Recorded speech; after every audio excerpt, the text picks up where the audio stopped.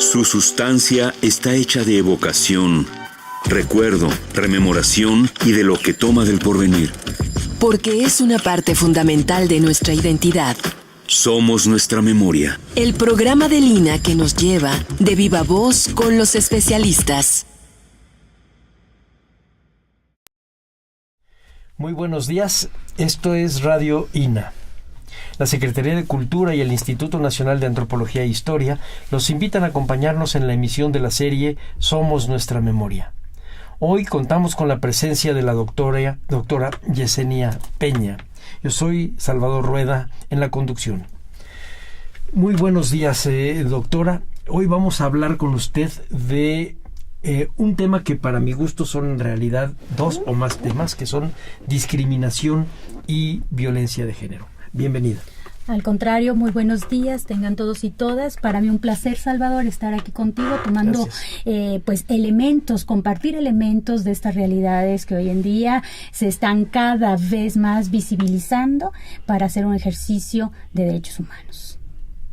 Pues vamos empezando, doctora, por hacer algunas definiciones. ¿Qué entendería usted por discriminación, que estoy casi seguro es distinto a lo que entenderíamos la gente común y corriente? Es decir, los especialistas, ¿qué entienden por discriminación? Claro que sí.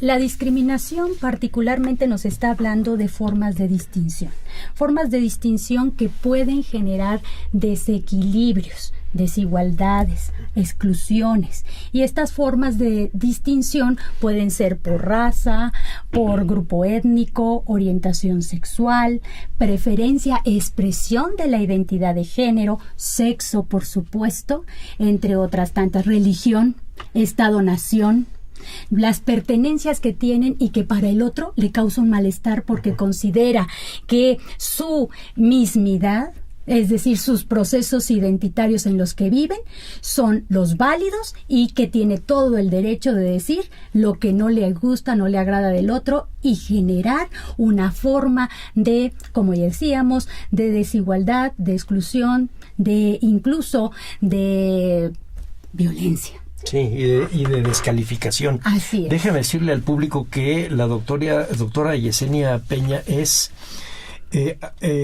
investigadora de la Dirección de Antropología Social, lo cual nos dirige a pensar en discriminación y en violencia, no como lo acostumbramos a hacer los historiadores, que es con un acotamiento de tiempo-espacio, o quizá como los antropólogos con manifestaciones de la cultura, sino como algo mucho más profundo que tiene que ver con la conducta humana. Ahorita nos está usted hablando de la mismidad.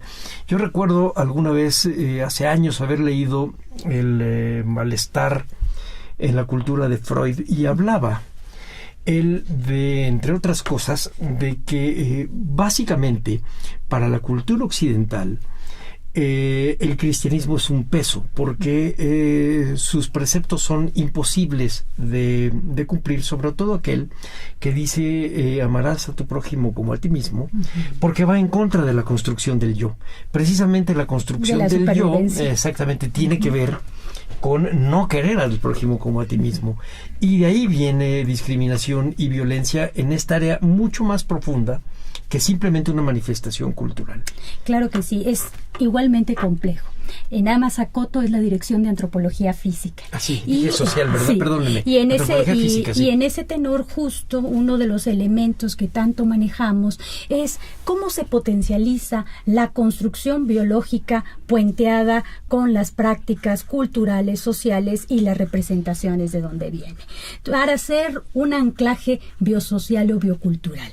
Mucho se ha hablado de la violencia y que tiene un anclaje en las formas de organización que compartimos con nuestras especies humanas, y que particularmente lo que se comparten no son los ejercicios ni los tipos de violencia, sino el reactivo de la agresividad como un elemento o imperativo del comportamiento, que todos los tenemos y hay mecanismos que los detonan. el miedo, la huida, la protección de un territorio, el acecho, la búsqueda de alimentos, de tus bienes, de tu pareja, etcétera. Y que en qué momento podríamos decir que estos procesos de agresividad que en otras especies son innatas y en nosotros pasan a ser pulsaciones que tienen detonantes sociales, culturales, más allá de los biológicos, sino virtualizados por todas estas esferas, podríamos hablar de una violencia cuando se hace una construcción totalmente voluntaria con ejercicios de forma de control y de poder. Es decir, tú necesitas algo que yo tengo y yo lo sé, entonces voy a presionar para que tú me lo pidas y te puedo hacer que tú realices 1001 actividades aún en contra de ti mismo. O ponerte en una desventaja social, cultural, o simplemente generar estrategias de manipulación para engancharte y buscar esas maneras de cómo quebrantar tu conocimiento, quebrantar tu moral, hacerte valer menos, y todos estos elementos no se comparten con los animales. Ya son construcciones particulares de las formas organizacionales que cada grupo humano tiene y cada grupo social genera. Por ejemplo, si esto lo lleváramos a un ámbito particularmente biológico, hay muchas teorías que dicen que la agresividad es un impulso que viene de un contexto innato, pero que sin embargo hay teorías evolutivas que dicen que no sabremos qué tanto está en los genes y qué tanto sigue vigente en el comportamiento de la crianza y educación o en los procesos de socialización. Por otro lado, se han desarrollado teorías como la teoría del King Kong, que es de Virginia Despentes, donde indica que justo los procesos de que uno concibe y representa como negativos a nivel de educación social y de crianza, uno los puede desestructurar, como por ejemplo la violación o el acoso sexual. Si uno tuviera un régimen normativo o de tabú que no fuera tan represor, muchas mujeres no lo vieran como algo negativo. Esto es muy impactante para el momento histórico que vivimos en Occidente de derechos humanos, de apoyo a la mujer y demás. Hay grupos a nivel mundo que están de acuerdo con esas teorías y otros tantos que no están de acuerdo. ¿Por qué? Porque no se toman en cuenta justo los daños no solo morales, sociales y físicos, sino que esto es una trayectoria de vinculación y accesos constantes o de integraciones constantes de diferentes tipos de violencia. Que hoy en el día, en el mundo occidental, se ha establecido que existe un modelo patriarcal o neopatriarcal que tiene como base un privilegio hacia el hombre, una economía androcéntrica basada en el trabajo del hombre, con una división sexual del trabajo que ha traído por sí misma como microfenómenos. Entre ellos podría ser la subordinación de la mujer a espacios privados, la del hombre expuestos a espacios públicos y por supuesto uno que actualmente se habla mucho, que ha sido los procesos de amor romántico, de hasta dónde sexualmente se puede llegar entre una relación con formación de pareja y familias. Y en ese tenor se considera por lo que se ha tenido que establecer formas de protección y prevención. Entonces, bajo ese esquema, estas teorías que tienen elementos de carácter evolutivo muchas veces se caen o entran en contradicción ante la realidad del ejercicio actual de derechos humanos, de protección a la vida y protección y erradicación de toda forma de discriminación y violencia hacia la mujer. Bueno, son muchísimos temas sí, los que usted acaba de explicar. Efectivamente, desde el punto de vista de los antropólogos físicos, yo dije muy mal sociales, cuando quería decir efectivamente los físicos, porque tienen que ver con este sustrato mucho más profundo. sigue siendo humano, efectivamente. Y si hay una diferencia entre la violencia de ciertos primates superiores, pero que es la ley del más fuerte la que va dominando, y en esto que hay un constructo. Y que, como comentábamos justo, la aplicación de violencia como a nivel conceptual lo estamos aplicando directamente para el ejercicio sociocultural humano. La aplicación de agresividad para ambos grupos, pero la construcción de la categoría de dominio por jerarquía social, esa se comparte, porque siempre hay en las formas de organización animales, de primates superiores y en lo humano, pues una forma de estructura social que es la que da las pautas normativas, con ejes meramente innatos, como el caso de primates, o con ejes socioculturales preformativos hacia las formas de relaciones que establecen normas, tabús, ejes judiciales, penales, administrativos, etcétera. Sí, que son cada vez más complejas. Más complejas. Yo recuerdo hace muchos años haber leído sobre el espíritu de las leyes, y decía, bueno, finalmente las leyes sirven para que no sea la ley del más fuerte. Sin embargo, eso ya no es, ya no es suficiente. Ahora efectivamente existen los tabús, los está usted ahorita mencionando, y que en la vida cotidiana casi no pensamos en ellos, pero ahí están, los cargamos. Están las manifestaciones éticas, no forman parte de la ley, pero forman parte de una idea que tenemos para la nueva convivencia. Mucho de lo que ahorita usted está diciendo, seguramente para gente de nuestra audiencia es nuevo. Para mí es totalmente nuevo empezar a escuchar de todo este abanico. Nunca había oído esto de la teoría del King Kong. Suena muy interesante. Pareciera que nos quedamos nosotros un poco con el lenguaje, digamos, un tanto periodístico, debo decirlo así, de que es el bullying y la presión, el ejercicio del poder en las escuelas, en las casas, cuando es algo mucho más complicado. Así es, y la mezcla de todas estas formas de violencia, y efectivamente por eso es que se hace la distinción entre estos procesos que se viven a nivel de impulsos y a nivel de generación ya de categorías sociales, culturales específicas, y que cómo justo se puede diferenciar una discriminación, o hasta en qué momento la discriminación te lleva a potencializar una violencia, ¿no? Entonces, entrando a ese tema de violencia, pues podemos indicar que es toda acción, es decir, una práctica, ¿no? Toda acción u omisión que termina limitando al otro en el ejercicio de sus derechos. ¿Cuáles derechos? Pues los derechos que son de libertad, los derechos que son de igualdad entre los sujetos y, por supuesto, la dignidad. Entonces, estos tres elementos muchas veces no los tenemos presentes en nuestra cotidianidad.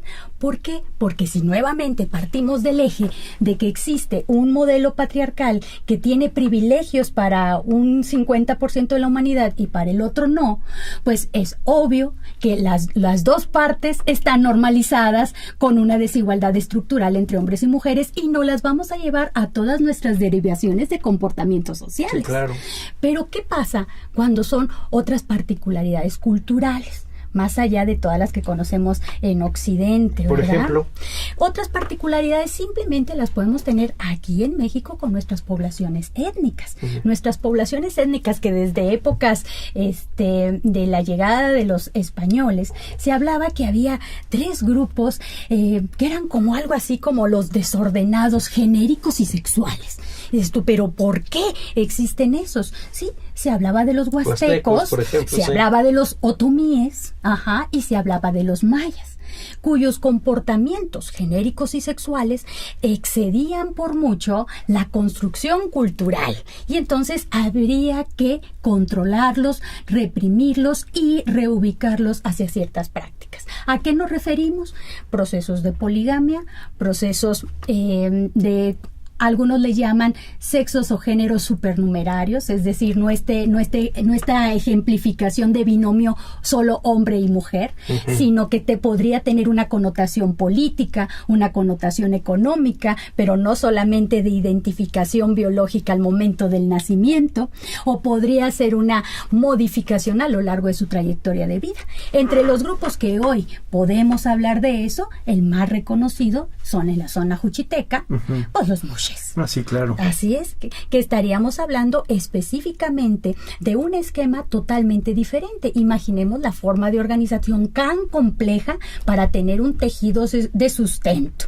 Entonces, estos elementos se han hecho universales gracias también a la época que vivimos, a una era posmoderna, pero también derechos humanos, el apoyo a la mujer y todo esto no ha permitido que baje el número de que 7 de cada 10 mujeres hayan sufrido una violencia de cualquier tipo, la explotación sexual comercial de niños, niñas y adolescentes, los problemas de trata, entre otros tantos. Y eso nos llama mucho la atención, que como teniendo tantas herramientas y mecanismos para empezar a identificar y hacer visible, hoy en día las formas de discriminación y violencia son cada vez más crueles y desmedidas. Y esto tiene una base de anclaje, debido justo a las formas de socialización que tenemos y que nos las llevamos hasta el nivel micro. Las formas estructurales que ya hablamos del patriarcado, que ya hablamos de que tienen 2 ejes específicos como el sexismo, como la misoginia, el machismo, hombres y mujeres lo tenemos. ¿Cómo desarticular eso? Y cómo estas formas se van a nuestras instituciones y se reproducen culturalmente. Bueno, así ha sido toda la historia. El chiste de ahora es cómo los rompe. Exacto. Y simbólicamente nosotros, ¿cómo los aceptamos? Y también lo reproducimos y hasta lo recreamos con nuevas formas como el ciberbullying, y todo lo que tenemos de acuerdo a cómo sigue avanzando nuestras tecnologías. Entonces, esto es muy interesante de cómo no podemos desarticular esa base. Y Berger y Luckman en la construcción social de la realidad hablan ellos de que hay procesos de socialización primaria muy profundos, muy arraigados en la conformación del yo, que ahí es donde se normaliza estas pautas de discriminar, porque hablar de una identidad es discriminar. Es decir, qué cosas y qué pautas te pertenecen a ti, a tu mismidad y a tu grupo, y qué pautas son ajenas del otro. Entonces, de entrada, tenemos un circuito de desigualdad que es necesario para identificarnos. Pero a ver, híjole, está hablando usted de cosas ahí que nos pueden mover el piso fuerte. Una de los discursos políticos que todavía manejamos muchos de los mexicanos y antropólogos e historiadores tiene que ver con la identidad. Y de hecho, muchas veces de manera defensiva, no siempre de manera propositiva, violenta. No estoy diciendo que agresiva. Yo todavía no entiendo muy bien la diferencia que usted acaba de hacernos. La tengo que pensar más. Pero no siempre es depredadora, por decirlo de alguna manera, sino defensiva. Y sin embargo, ahora como lo que usted está diciendo me pone a pensar que tiene usted razón. Simplemente el hecho de pensar en la identidad, ya estoy separándome del otro. Cuando sería, digamos, exactamente lo contrario del paradigma que quiero seguir, que es el de la igualdad. Precisamente por eso las luchas feministas y los movimientos de los años 60 y 70 hablaban de primero encontrar una igualdad sexual, una igualdad jurídica, una igualdad de derechos políticos y sociales. Pasa el tiempo y los mismos actores sociales hablan de que la igualdad ya no era suficiente y se requería una equiparación de oportunidades, se requería elementos que se llevaran justo a la praxis de política, que permitieran herramientas como para esquivar y bajar esos sesgos de trayectorias históricas de la desigualdad histórica entre hombres y mujeres. Y es cuando políticamente se genera la estrategia de equidad, que es justo para derrimir un poco las distancias de acceso a la política, acceso a la laboral, a la educación y a la vida pública de las mujeres, que como teníamos este esquema estructural que ya de por sí traía una estructura diferencial entre hombres y mujeres, pues las mujeres históricamente nunca tuvieron acceso. Entonces, con esta política pública se pretende que empiece a igualarse el asunto, pero tampoco ha sido suficiente. No, pues bueno, es que no está tan fácil, porque me da la impresión, y solamente lo digo pues como alguien que está abriendo los ojos como plato escuchando lo que usted está contando, porque ni siquiera me lo hubiera imaginado en esa complejidad.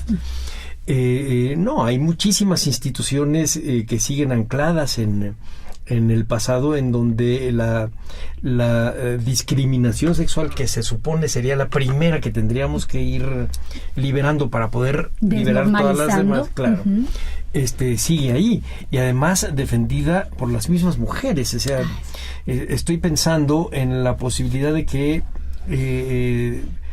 el siguiente papa fuera mujer. Bueno, tal vez los principales opositores sean mujeres.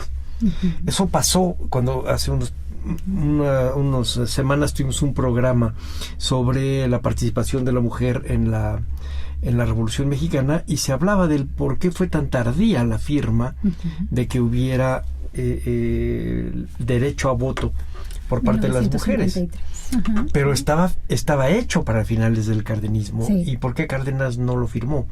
Porque el ejemplo español fue que las mujeres aceptaban, eran más conservadoras, y entonces aceptaban lo que ya se les había hecho una zona de confort, y políticamente era dar pasos para atrás.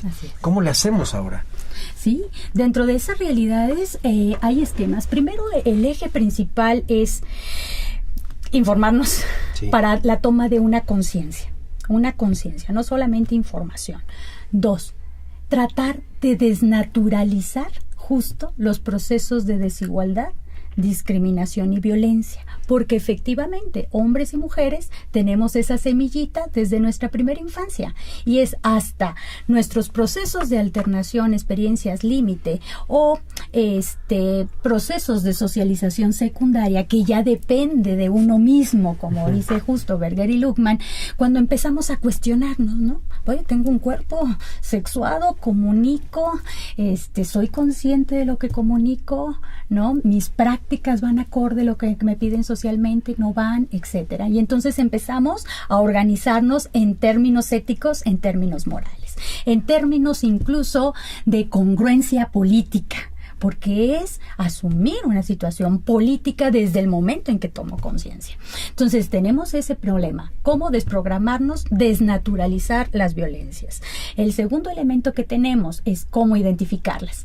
Yo puedo tener elementos que me permiten, entonces cada vez que me piden en la escuela que lleve un regalito, o cada vez que hay un proceso de manipulación, es parte de este modelo, lo puedo ir visualizando, lo puedo ir identificando, o no lo identifico porque así es en casa.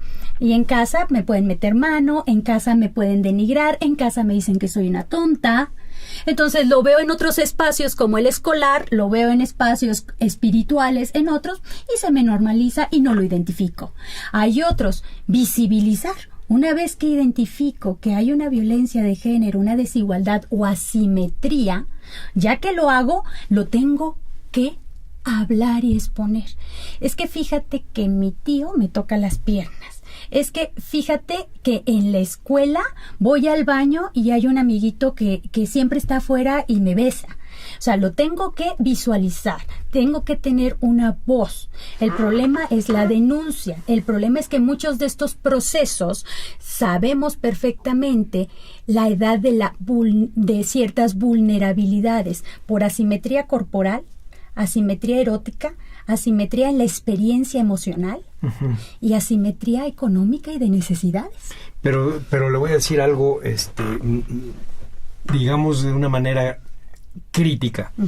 El problema no está en cuanto se trata de conductas tan obvias como este tipo de presiones. Violencias sutiles. Sí. Y hasta dónde, y ese es el miedo que a mí me ha dado siempre que platico este tipo de asuntos, por supuesto no con esta complejidad, pero incluso hasta para asuntos de tipo político, hasta dónde estamos acercándonos a los límites en donde lo justo y lo equilibrado no requiere de una vigilancia superior. Estoy pensando en que el origen de todas las inquisiciones ha sido, en principio, la vigilancia del ejercicio excesivo del poder del otro, y acaba convirtiéndose en una institución infame, como decía Voltaire. Entonces hay que llegar a un límite, y entonces la idea sería no pensar solamente en este tipo de presión que es muy obvia.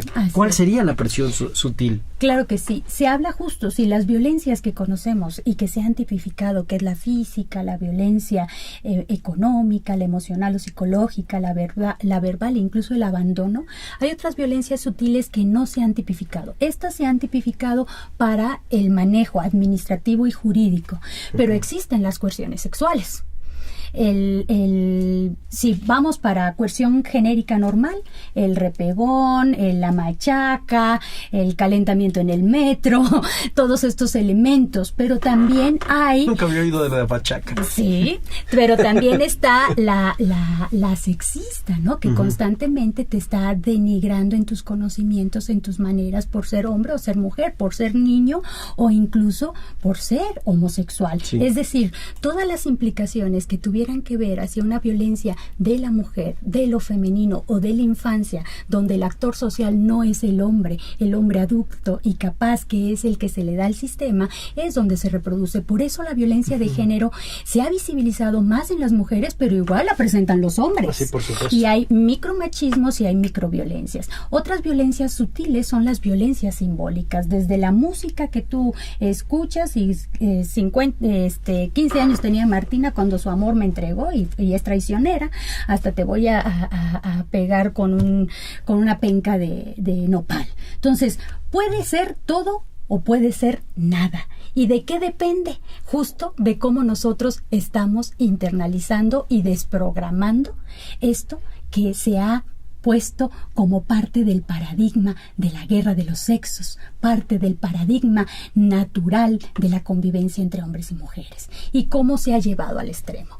Sabemos perfectamente que los procesos políticos para poder atender y erradicar la violencia de género ha sido darle la palestra a la mujer por esta trayectoria histórica de violencia. Y hoy en día se está trabajando para desarticular las violencias internalizadas en niños y en niñas, en ciertos procesos, ¿no? Y también desarticuladas incluso en procesos universitarios. Esto es muy interesante.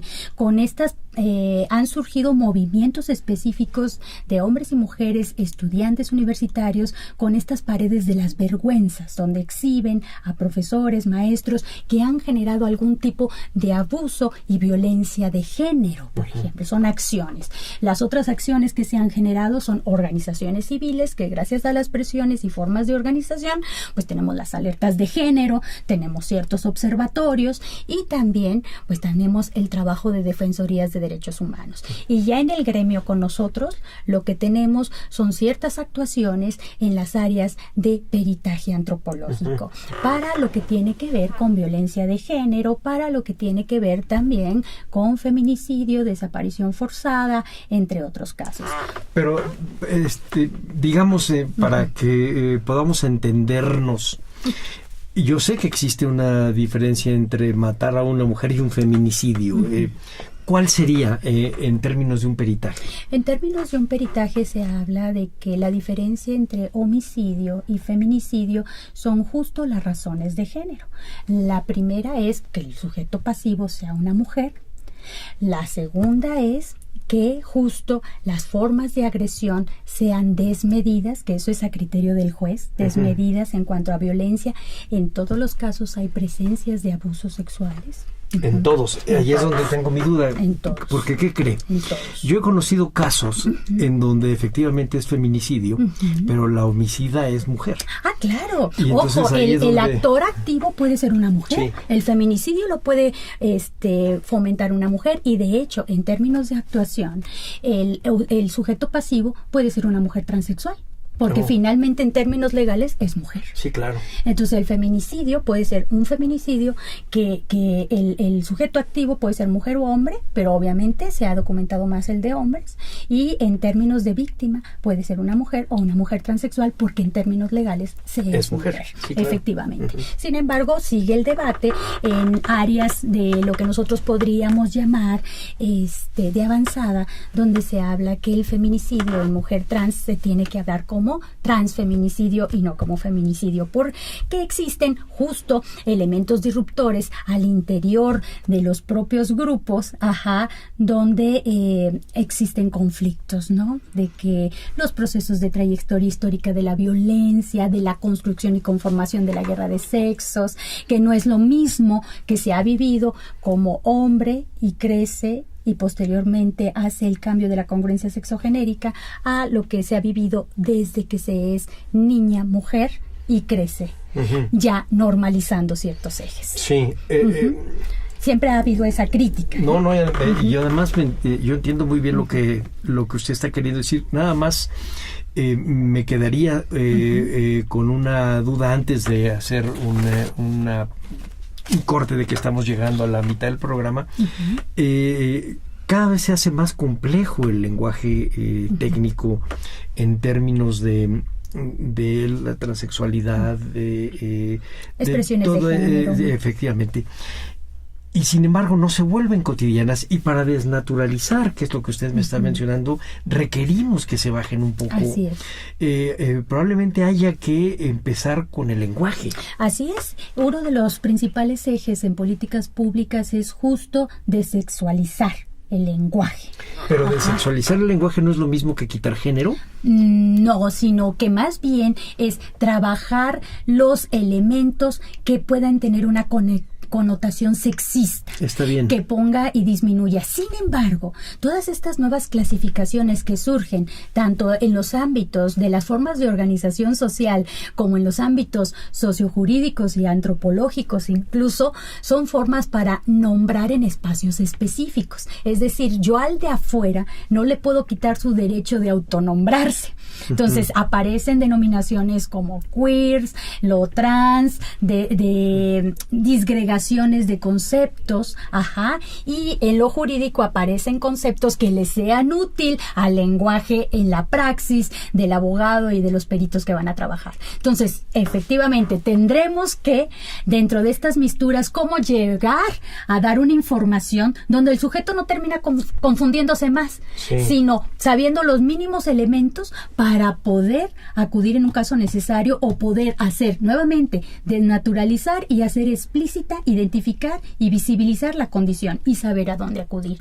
Pero también es cierto que todos estos procesos de discriminación y violencia llevan una trayectoria. Y estas trayectorias históricas o estas trayectorias individuales, subjetivas, entran en interacción unos con otros, en intersubjetividades, lo que nosotros comentábamos en algún momento. Y estas intersubjetividades, muchas tienen esos anclajes de trayectoria histórica de cómo nos hemos internalizado estos tipos de violencia y hemos naturalizado las violencias. Entonces, podemos encontrar casos de mujeres que han sido secuestradas, casos de mujeres que han estado en trabajo sexual sin su consentimiento desde muy infantiles, como esclavas, y que están enamoradas de su persecutor. Y esto no es un síndrome de Estocolmo, es la naturalización. Sí, claro. Entonces, ahí cómo desprogramamos eso, o sea, y que a nosotros como antropólogos no nos compete eso, sino nos compete las formas de convivencia social, como lo más difícil de cambiar son los hábitos culturales y sociales. No. Y que mucho tiene que ver justo con estos sistemas que sirvieron política y socialmente para un contexto histórico, pero ya no nos están sirviendo para el actual. Muy bien, le recuerdo a la audiencia que estamos platicando con la doctora Yesenia Peña sobre discriminación y violencia de género. pero desde la perspectiva de una antropóloga física platicando con un historiador que no sabe nada de eso y que realmente me abre un panorama no con dudas, al contrario, con muchos flashazos para acercarme un poco más. Usted está hablando de desnaturalizar. El problema, o uno de los problemas, es que violencia o agresión tienen una raíz biológica. Habíamos hablado de los primates, pero hay otra que tiene una raíz cultural, pero de todos modos es tan antigua que su filiación con la biológica puede ser muy estrecha. Hablo del ejercicio simple del poder, el simple, que nos lleva tanto a una discriminación de género como a una discriminación en general. Y usted mencionaba de la construcción de la identidad. Me gustaría que volviéramos a tomar ese hilo y que dejáramos el de los caminos que tiene que seguir para abrirnos a un mundo mejor ahora, pero irnos al principio. ¿Cómo podemos desnaturalizar algo que a veces es un arma de defensa como la identidad?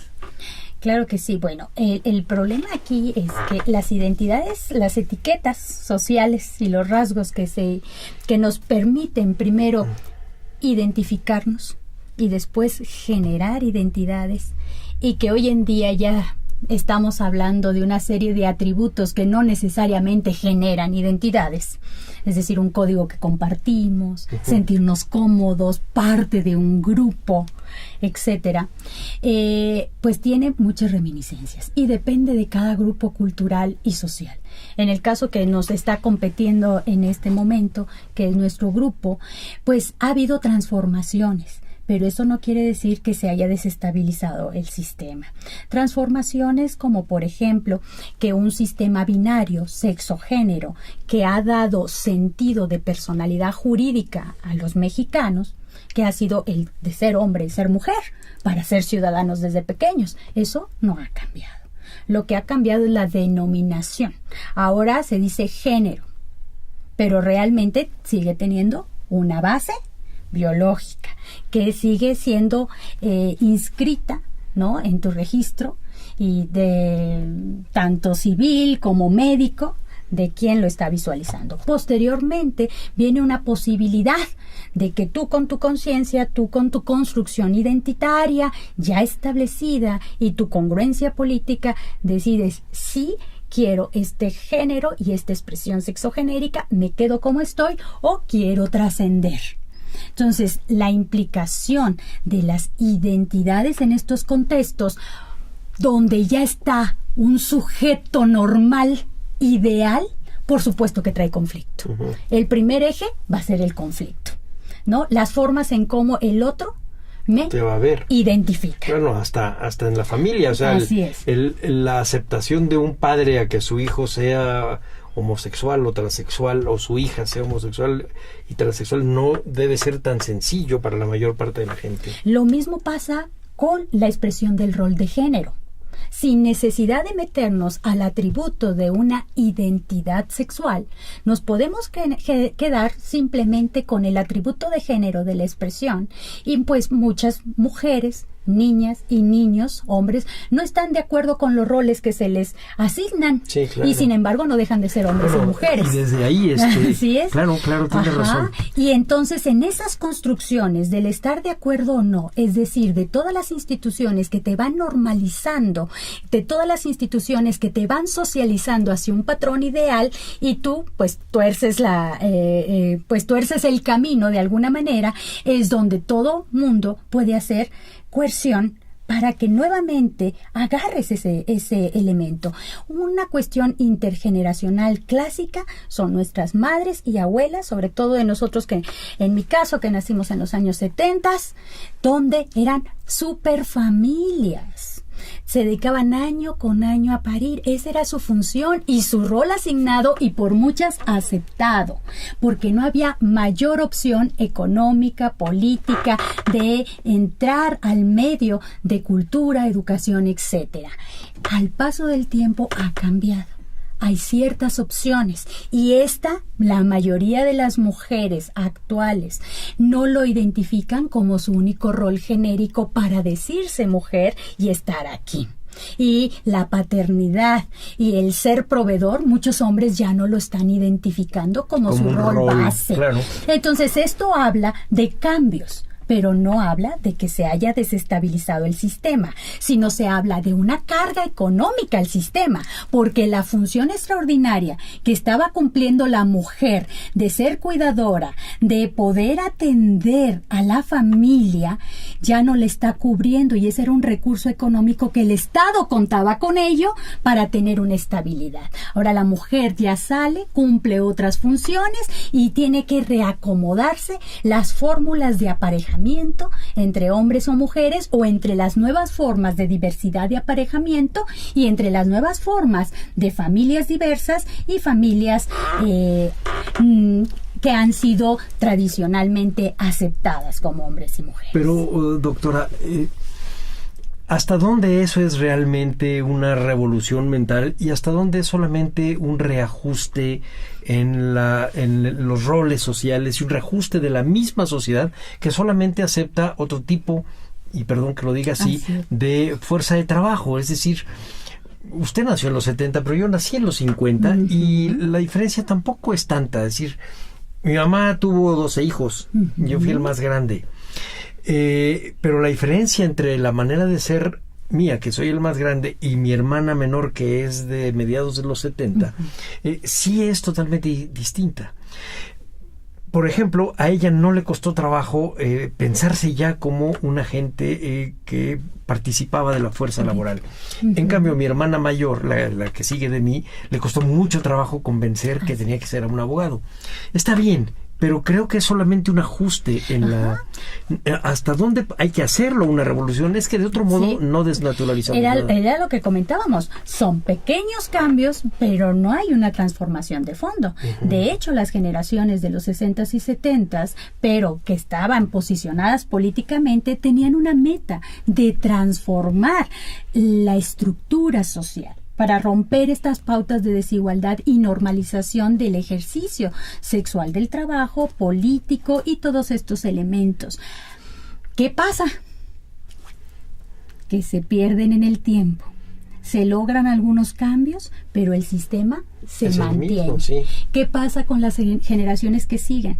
¿Cuáles son las metas? ¿Qué pretendemos desestabilizar? Antes era un bloque. Hablábamos de género. Hablábamos de feminismos, hablábamos de lucha de derechos homosexuales, luchas de derechos civiles, los electricistas, y se conjuntaban. Ahora está fraccionado y las luchas ya no se integran.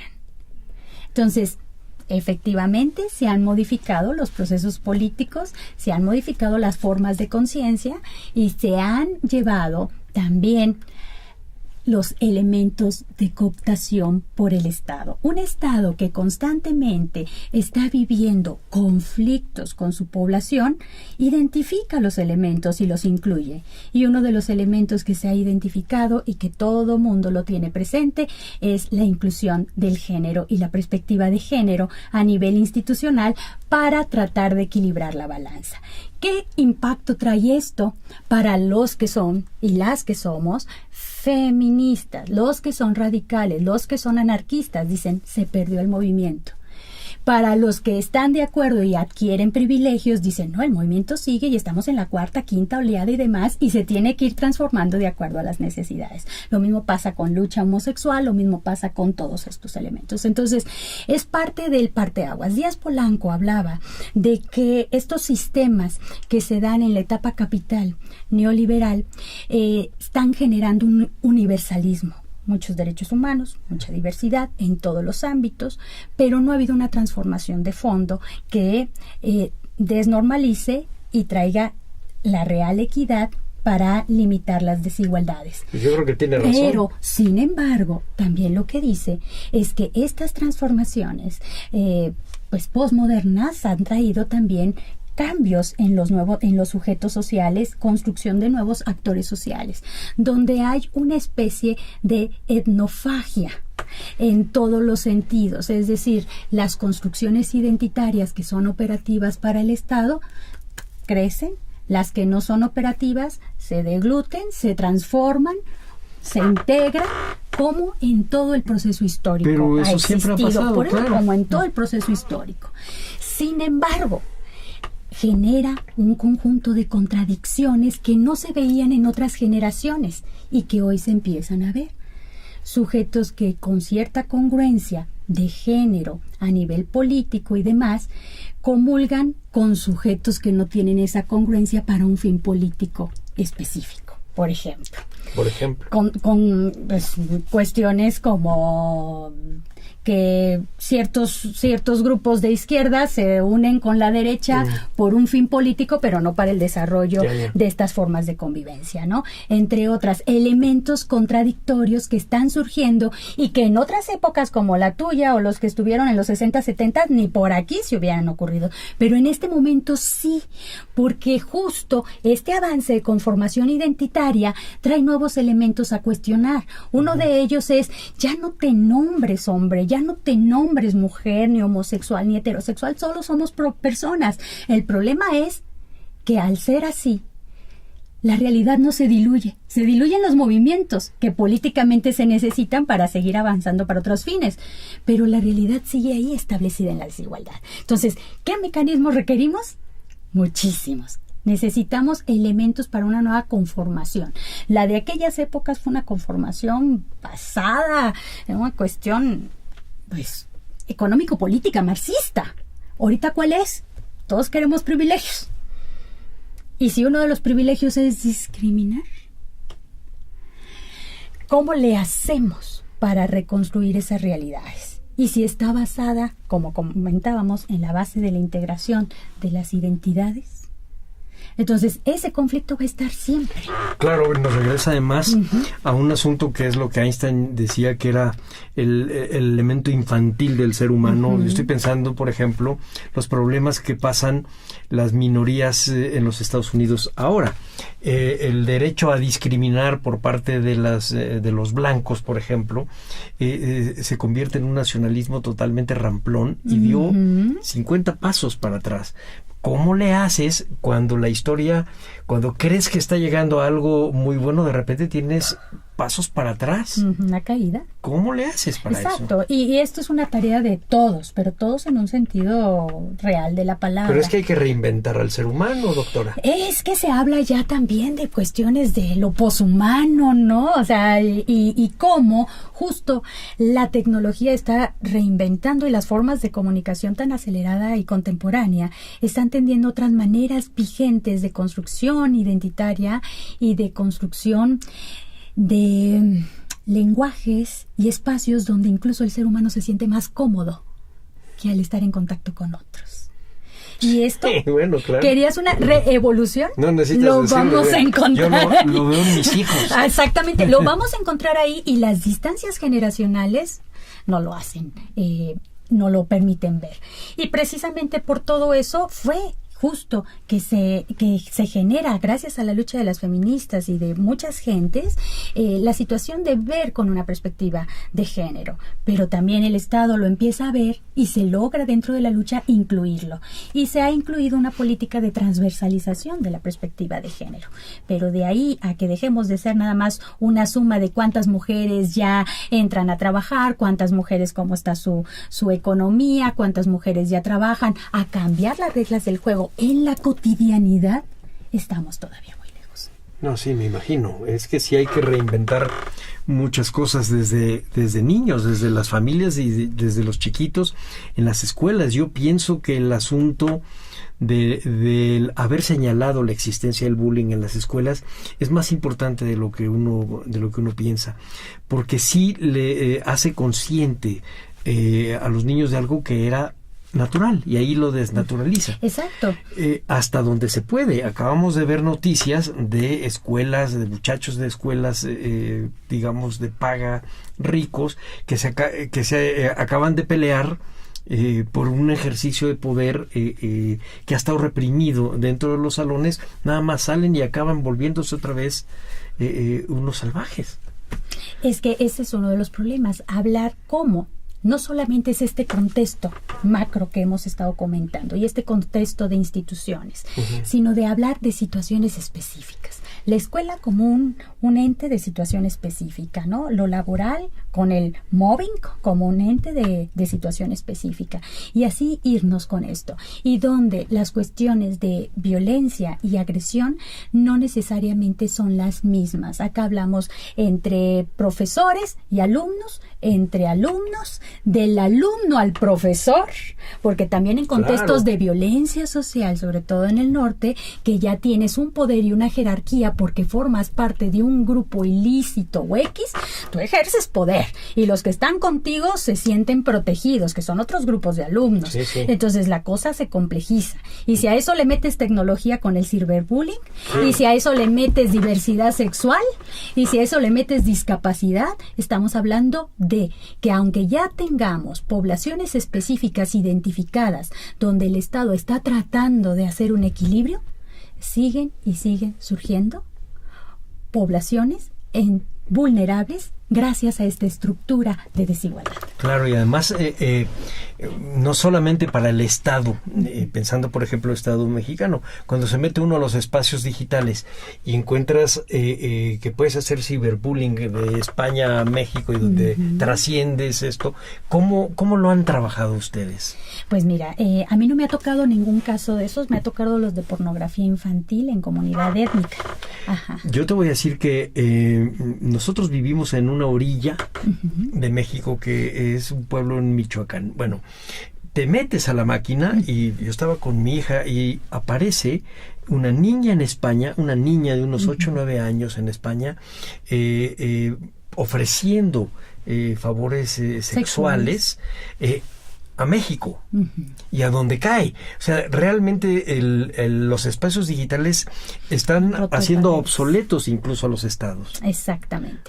Exactamente, y es que sean, de acuerdo a cómo ha ido avanzando el Estado apenas reconfigurando formas de delito, como el grooming, ¿no? El grooming es una forma de delito del ciberespacio donde un sujeto adulto se hace pasar por un sujeto menor para poder hacer un enganche. Primero puede ser nada más identificar como formas de juego, posteriormente se envían imágenes, posteriormente cuando ya tiene tu trayectoria de vida, tu historia de vida, te presiona, te dice que lo va a hacer público o amenaza con una coerción y entonces es cuando te pide imágenes más fuertes y lascivas sexualmente que él puede explotar a cuestión del sexting, a cuestión de lo que es la pornografía, etcétera. Pero hasta el momento a mí no me ha tocado en peritaje algún caso. Esto es muy nuevo, solamente se tiene ese elemento de grooming, las redes de pederastia también, que hay todo un sistema para poder pues limitarlas.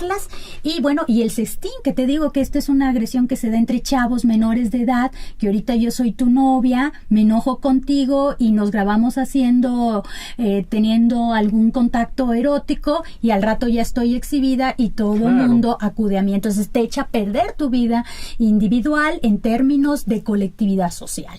Entonces, este es un verdadero problema. Se llama sexting. Y hay otro elemento, pero es sexting cuando ya viene un grado de violencia. O sea, que es con toda la intencionalidad de que ejerce un poder para que tú te hundas, ¿no?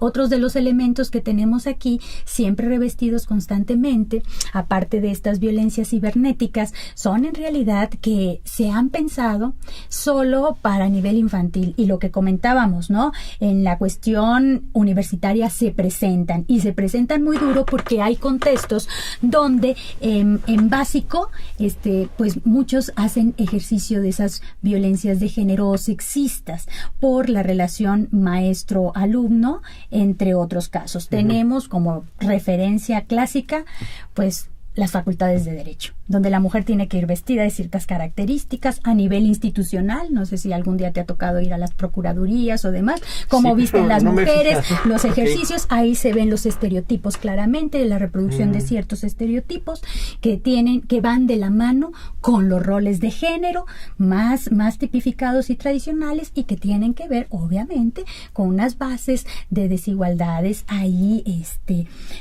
no consensadas, sino que vienen desde la estructura.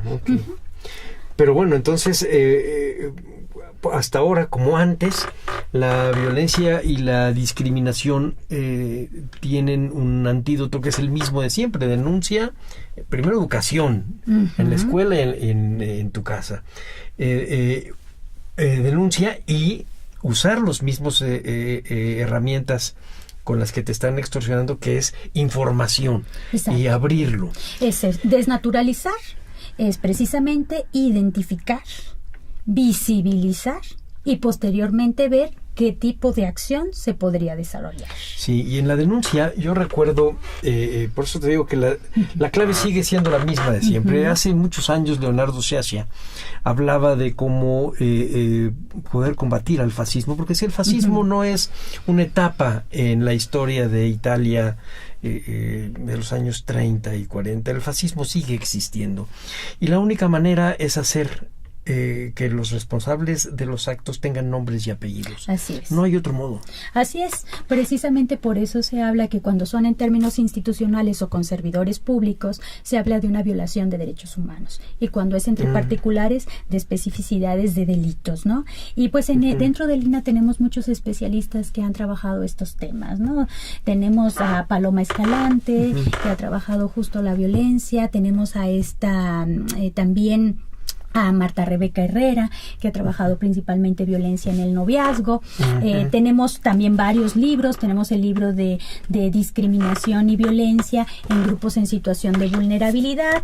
Tenemos libros como Violencia de género, escenarios y quehaceres pendientes, donde justo se habla de los escenarios como el ciberespacio, se habla de los acosos en mujeres policías, se habla de cómo se podría establecer mecanismos de exigibilidad de derechos humanos, ¿no? De las mujeres, el problema de hostigamiento sexual en la academia.